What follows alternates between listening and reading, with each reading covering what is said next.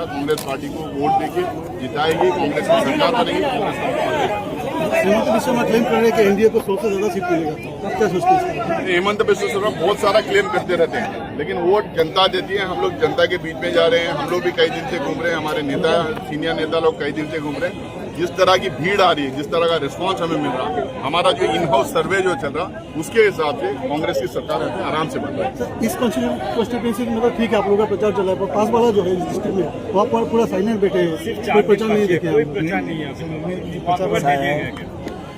Media क्या दिखा रहा है अलग बात है, लेकिन कांग्रेस वो पार्टी है जिसके समर्थक, जिसके प्रशंसक हर गांव, हर कस्बे, हर गली मोहल्ले में है, और कांग्रेस पार्टी एक विचारधारा है। अभी जो आपने पूछा, भाजपा तो क्लेम कर रही थी कि लोकसभा में जीतेंगे 400 सीट, आए 240, 2 बैसाखी लेकर सरकार चला रहे हैं। और असम के अंदर ये जो घमंड और अहंकार की राजनीति है, जो नफरत फैलाकर लोगों को धमका कर डराकर वोट लेने का जो शासन चलाने का जो काम किया 10 साल से, लोग परेशान हैं और जनता किसी से दबती नहीं है। आज जो माहौल मैंने देखा, जो नौजवान हमारे यूथ कांग्रेस के अध्यक्ष हैं, ये जीतेंगे यहाँ से ऐतिहासिक वोटों से।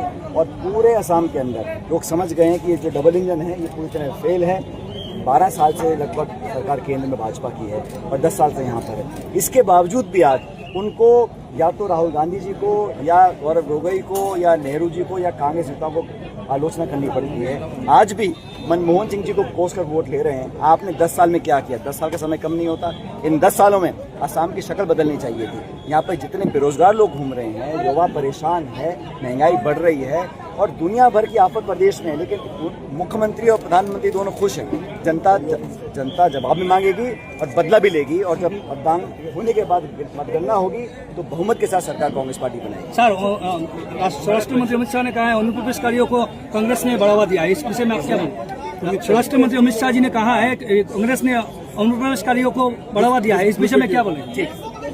वो जो बोलते हैं, मैं बात एक मिनट के लिए मान भी लें, तो इस देश में फौज किसके पास है, बीएसएफ किसके पास है, एजेंसी किसके पास है, पुलिस किसके पास है, राज्य सरकार किसके पास है, केंद्र सरकार किसके पास है?